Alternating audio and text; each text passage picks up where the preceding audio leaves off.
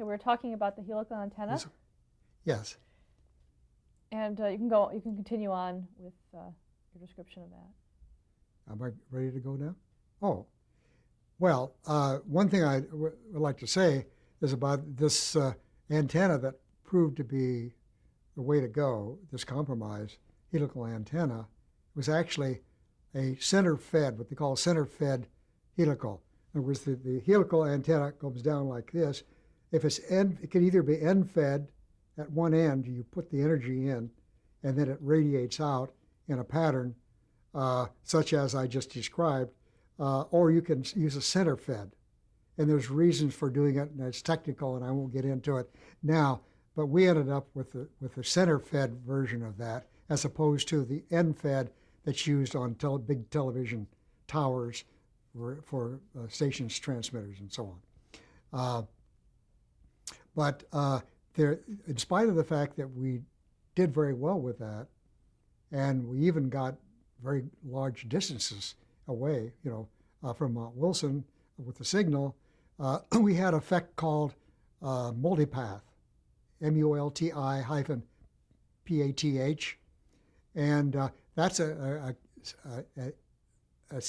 condition you get when signals reflect off of objects like the ground.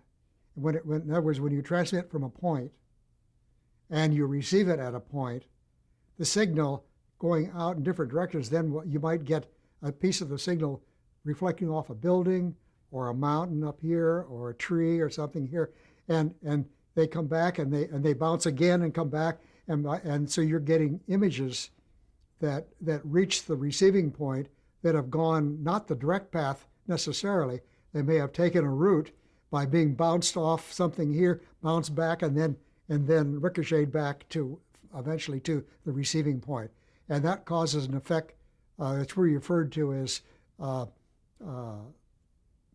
rubber banding or just plain ply. We used to call it plywood for just a good old phrase we use, and you can see those in some of the older pictures where the picture begins to edges start to vibrate and so on, and that was good old multipath, and of course later on we made improvements to eliminate that, and we had signals that just were a lot better, stronger, and avoid of that particular problem. So I guess that's all we need to say about that particular thing right now. Do you have any other questions related to that? Oh yeah, well first of all, when did you decide to finally take it to management? Your idea? Oh, well. And who was the management at that point? Yes, I had to. That was the thing. That was the next step. That was and as a matter of fact, that was one of my questions. Will management ultimately accept this as a project? And of course the question came is, how much is it going to cost to do it, and what are the odds of doing it, and so forth. I had to, once I made the calculations, I pretty well figured out that it would work. And but there was going to have to be a lot of work done to make sure that happened. But there came a time when I felt it was time to go talk to management and see whether they would get interested in the project and support it. And so this one day I made an appointment with the then general manager.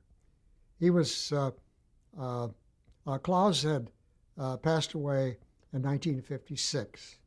I came up with the idea in 57, but it was, this was basically the early part of 1958, like about January. It could have been even December of the previous year. I have it on record, but I don't have it in my mind right at the moment. But the thing is that I made an appointment. I went to see him. The gentleman's name, the general manager at that time, was a fellow by the name of Lou Arnold. And he had come from New York, and when we needed a general manager because Klaus had passed away and so on. And so I presented it to him. He showed interest, but he then told me point blank that he said he was concerned that it might fail. And because of that, he said it might make the station look bad and make us all look bad. He said, therefore, I think that I'm going to have to turn it down. So, of course, that was not music to my ears by any means, and I was a bit disappointed, but there was nothing I could do about that, certainly at that time. So I just had to, I didn't give up, but I kept working on the development of it. I had other things to do, though. I had a lot of engineers to supervise and so on. So I didn't want to make a career out of doing nothing but designing for helicopters that didn't even have approval. So, but eventually, fate stepped in, and within about 4 or 5 months after this, we replaced Lou Arnold with a new general manager. And this gentleman's name was Jim Schulke. And so I didn't waste too much time. I let him get settled, and then I made an appointment, and I went in and I did my presentation. And I must say, it was a joyful experience because his reaction was outstanding. He loved the idea. As a matter of fact, he said, well, what are we waiting for? He said, let's do it. And he said, he said, we should definitely do it. He said, do you think it can really be done? I said, yes, I really do. I made my calculations, and I'm almost positive that if we can do it. I can't tell you exactly how long it's going to take, but I think it can be done reasonably soon. And he said, well, I'll tell you, one thing we have to do, we got to be awful careful that we don't get the news across the street to our friends and enemies, or competitors, I should say, Channel 11 or anyone else, because they're liable to try to beat us to the punch. Well, I really knew this, but I certainly agreed with it. And so he said, well, I'll tell you what I'm going to do. He said, get a very select group of people, very few, to help you with doing whatever has to be done. And he said, I'm going to hire a photographer. And he knew this photographer. And he said, I'm going to hire this fellow. And his name was David Kovar, Kovar, and who was an outstanding photographer. And he said, I'm going to hire him to document pictorially this whole project. And bless him for that thought, because it became the way that the whole project became documented. And that's why we have so many pictures that show exactly what happened from day one to the end. And Dave was a photographer that just knew exactly what he was doing. As a matter of fact, he worked so hard at it that we could hardly go to the John without him, going to the door and so forth, And but he stayed there and he took pictures of every blooming thing that happened. And also, the project became a cloak and dagger project, of course, at that point. And I had to select a couple of people to help me with the items that had to be done. And I selected, the two people that I selected, one was a fellow by the name of Roy White, W-H-I-T-E. And he was one of my engineers. I knew him well, and I knew he had audio. He was a ham, radio ham, and he had had RF experience and things like that. And he was a good person as an engineer. And I felt that I could trust him and that he would perform well. And then I selected a second person whose name was Harold Morby. And I selected Harold, came from the maintenance department, and he was really an excellent engineer. And not only that, but he was a camera buff. And so I figured that someday when this thing gets developed, I'm going to have to, the union won't allow me to operate it, and I don't have time to operate it. I'm going to have to turn it over to the union to operate, and he would be an excellent person to be in this project and helping to set it up and installing it in the actual unit. And then segue, I'll teach him how, of course, I had to go up and do the initial work in the copters, and then teach him how to do that. And then he would follow through on a day-to-day basis of doing the news. And the pilot would act as an announcer, and then Harold would then act as an engineer and a cameraman at the same time. So then we set up, at that point, after selecting them, we set up a special room that we worked out of, and only the three of us had keys, and nobody could know about what we were doing. Only the three of us and Jim Shoki actually knew about the project. And so we started. And of course, the first object there was to get our weight down. And so I spent many hours working on this particular project, including making weight tests, removing heavy iron from power supplies and transmitters, borrowing from the power that a copter had in it, and using aluminum and magnesium in place of metal, that are normally in chassis and so on, and eliminating whatever we could and so on. And finally, lo and behold, we got the thing down to 368 pounds. And that, at the beginning, that number would have been never attainable, but somehow it happened. So then, before we started this thing, I got ahead of myself just a little bit. We went to, the idea was to let us lease the copter from a knowledgeable company that can be reliable, take care of the maintenance for the copter, and keep it in operation, and perhaps supply us with a pilot and things like that. And in researching around, I found the company called National Service Helicopters and Engineering.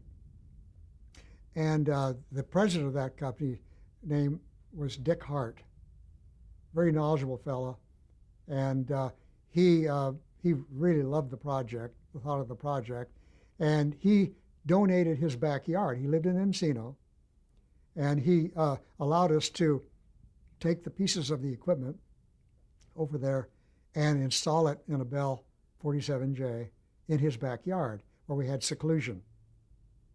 And so that we did.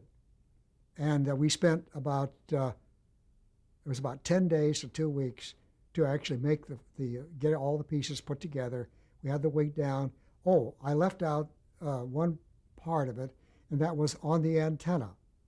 We had to, I had originally, when I decided on the possibility of maybe a helical, I contacted General Electric in their microwave division, in their transmitter division. And I told them my idea on it, and they said, yeah, we think that it can be done, that we could design that thing for 2,000 megahertz or 2 gigahertz, if you will. And then they came back to me in about a week and said, yes, it is possible. It will weigh about 20 pounds. It will be 3 feet long. It will be 3.5 inches in diameter. And it will have an antenna gain of about 9 dB, which kind of basically worked out. And they said, actually further, they said that they didn't want to build it, but they would give us the specifications on it. We'd pay for the engineering work on it, and then we could have a machine shop of our choice manufacture it. Well, that sounded to me great, because at that point, this was before I had approval from management. I didn't even know that Jim Shoki existed at that point, and so but I had to go ahead and I placed an order for the specifications, and I started working with Paramount Machine Shop before we even had the real go-ahead. I just felt that the monies that were being spent were worth it, and if there was no affirmation on the project, then it wouldn't have lost a lot of money in the process. So that part, we were ahead of the game.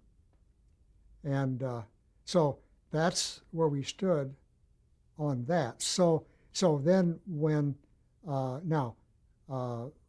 they built it right to the specs, it came out looking awfully good, just like GE said it would be. And but then I took it out and we looked at it in Dick Hart's backyard, and put the antenna where it was supposed to be over. I was sitting on the right. If you're looking at the front of the copter, the pilot was on the left and I was on the right. And I had to have it so I could reach down. And the whole idea was to have the helical antenna up above the skids, pointing upward when we were landing and landed. And then when we were airborne, I would bring it down and put it underneath the skid so it would have 360-degree unobstructed view so we wouldn't lose signal when we were going around. We needed to be able to go in any attitude and have the signal still going to Mount Wilson. So then what I did when they built that antenna, then I talked to another gentleman who at the moment, I can get it to you later, but his first name was Gilbert. And I don't have his last name. It's been a lot of years. But I'll researching that and I will have it. But I went down to the machine shop and then brought him over to the copter, and I placed the antenna where it should be on its upright position, at the right distance away from the transmitter. Transmitter was in skid boxes. We had to mount equipment, incidentally, in boxes on each skid because we didn't have room inside to place anything. So, and I had the transmitter fairly close, right to the front on the right side, so the transmission line to the antenna was as short as possible. So there was no attenuation or loss of signal in that transmission line. And I then, when we got to the backyard, we had enough of the equipment installed. I brought him over and I held that thing, the antenna, exactly where it would have to be, basically. And I said, this is what we got to have. We need a device that will be on a handle that I can make it go down at some point and land and lock in, looking straight down under the skids when we were in flight and taking pictures. And then be able to be brought back up before we landed and be locked up in the upright position. And so Gil took that back and came up with a drawing. I looked at it, I said, sounds good to me. And so they quickly built it, came back and tried it out, and it was perfect. He had it set so that when it was up, it was latch. And then you would unlatch it with this handle. You would bring it down to 1/3 down. That was still up above, pointing a bit up. And then it would lock at that point. And then you'd unlatch it again. It would go down 2/3. It would lock. And then you unlock it, and then you bring it down into the last position where the antenna was down exactly straight down, but unobstructed 360 degrees. So that thing we went through, and then by that time we were getting ready. But about a week before that happened, I had to start thinking about the receiving point. So I made a trip up to Mount Wilson, and I met with marine transmitter engineers up there, and I divulged the secret to them, and I swore them to secrecy, still being paranoid. And I said that we've got this job to do, and we got to do it fairly quick, and we're just about a few days away from testing, but we've got to mount an antenna, and I chose to use a 6-foot parabolic reflector up on the top of the building. We went up there and looked at it and said, yeah, they thought that was a good spot too. They had a good feel for, having picked up remotes, that what was good for things like that and so on. And so we actually selected a spot right on the edge of the roof there, right at the top of the gable. And I gave them drawings of what the system would consist of, particularly with respect to receiving, and we made an equipment list that had to be placed so that we could have the equipment to install up there. There's a rack of equipment that would include the receiver and monitors and amplifiers and whatever had to be done and so forth, communications, and so on.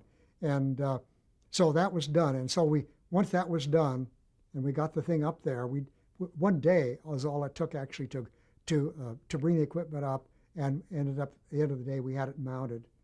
And a day later they had their equipment all built and because they had been working on it prior, and installed and basically working from from that standpoint, although they hadn't received a signal yet from us. So then we're back now to the group of people that were involved with setting it up and getting it finalized. We had everything just about set and ready to go, except for a few checkouts. And there's a picture that I will let you have access to, certainly, and that is a picture of the whole group of people that were involved in the installation in Dick Hart's backyard. And as I recall, and I'm going from pure memory here, but the fellow over on the left was their top mechanic, and that's another name that I'm going to have to come and give you at a later time, and I will. And then over on to his, we're going from left to right. Oh, you don't have to do that. You can just tell us who the people were. Yeah. Okay. Well, then the people that were there. Okay, I'll do that. That'd be a lot simpler. Then that was followed by. Then the next person was Dick Hart himself, who stayed right there and watched the proceedings and made things as easy as we could be to get things going, and made sure that we didn't interfere, as well as his mechanic, with anything that would be interfering with the flyability of the copter itself. And then there was Roy White, my engineer helper, and then Harold Morby, who was also the other helper. Then was going to be the engineer cameraman. Ultimately, when the whole thing got developed, although it hadn't at that point. And then there was myself was up there, and then also Bob Gilbreth. Now Bob was a partner with Dick Hart. His title was Vice President of National Helicopters. He was a pilot, and Bob was probably the finest helicopter pilot that anyone could ever want to have. He just knew how to fly that thing with his hands tied behind his back. He was just utterly fantastic. And he was designated to be the number one first pilot to be involved in this thing. And then the last person that was there was Larry Shear. Larry at that time was to be a standby pilot, and I just post note on that excerpt there is that he ultimately became the pilot announcer, but either for a special reason, sad reason, and that reason was that in about a month that followed, Bob Gilbreth was, and that was after we had made our first flights, because he and I did that all together, Bob. But he was up north covering a fire, and he had a ranger, forest ranger, in the plane with them. They got caught in a downdraft, and the helicopter came down. They couldn't control it. It crashed, and they both unfortunately were killed. And so when we went commercial, he never had the chance to be the pilot, although he was in among the and did the testing with me in the beginning, which we'll get to at a later time. So those were the people. So from that point on, we then had to start getting ready. We made some checks on the copter, make sure that was right. I checked out the audio to Mount Wilson on the two-way. We did a few more checks here and there. And then all of a sudden, on July 4th, it was ready to go. And this is where it begins to get exciting for all of us. There are pictures that show the different stages of this thing, but I remember the first day taking up, we got a foot off the ground, then we went up about 90 feet, and the antenna was still up. I'd never had the opportunity to put it down because we were always too close to the ground when we were down installing it. So then I put it down 1/3, 2/3, and all of a sudden all the way down, locked, and everything looked like it was just perfect. So we were ready to go out and make the test with Mount Wilson. So we go up and we go over to the areas that we think that certain enough we should be getting a signal, and Mount Wilson called and said, "We see no signal." Well, you can imagine what I felt like. I was concerned, but I knew there were some things wrong. we had some real serious problems with the copter. It was summer, so it was hot in Van Nuys. We had terrible heat. It was amplified by the heat of the rotors and the engine of the copter. We had noise from the rotors that was also causing terrible vibration on the equipment, and then we had vibration from the copter. So all those three functions, I figured that the transmitter and other pieces of equipment probably just came apart, and because of all these terrible things. So I thought, well, at one point I thought maybe I better go out and take a look, because the transmitter was out on the skids there, but I didn't have a seat belt, and I looked at the cover which we had over the equipment, and I said, no way, we're going to land and see what we can do. So we did that. We came down and landed at Van Nuys Airport, where we were stationed, and we went over and looked over the whole thing. Well, it wasn't too long to find out that the transmitter was the fatality, and that's why that was why we had lost the signal. So we had work to do. We had to do some. I called Paramount Machine Shop over because they were so good mechanically, and we worked together there the rest of that day and into the night, and we isolated vibration, heat, and noise from the equipment, repaired the equipment, and next day we even worked in the next day, and then in the early afternoon we were ready. So we went up for the second time, and we went over the same areas, and as we got into where we were, Mount Wilson called and said, "We got your picture."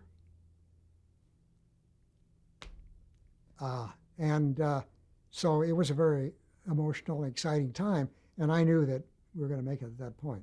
It wasn't a perfect picture, but it was a picture that would be would prove that with a little bit of improvement here and there, improve the coupling to the antenna, improve the power to the transmitter, reduce some of the loss in the transmission line, and things of that nature, and keep reducing the three bad things of vibration, heat, and noise, that we would make it. What was the first image that was transmitted? It was a picture of the landscape. We went over and shot some buildings and some pictures of the lake that surround the area and things like that. And then we would have dropouts and things like that. But it was, I knew that there were things that we could do to improve that, at both ends. And there was equipment we could put on the receiving end to improve the sensitivity at the receiving end, and things to do at the transmitter end, and to increase the power and improve the efficiency of the antenna and so on. So that we started to do. And we went up every day, and and then one morning, this happened for about a week or so. One morning I got a phone call from Jim Schulke. And Jim called up, he said, "John," he said, "how we doing?" And I said, "Well, we're doing great. We're improving all the time." He said, "Well, you got to wind this thing up. We got to get going." He said, I've made a promise to the news media, the fire department, and the police department, and the city that we're going to be showing this helicopter up there, and we want to have people up in the Chavez Ravine at the police academy, and they'll all be there, and we want to show that on monitors for the first time. Nobody's ever seen that. He hadn't seen it himself. And so I said, "Well," he said, "can you do it?" I said, "Well, I think so." I said, "We're getting along pretty good." But I said, I didn't want to oppose him. He'd been too instrumental in this whole thing. And I said, "Jim, we'll do it. I'll make sure it can be done." Let's stop here to change the tape.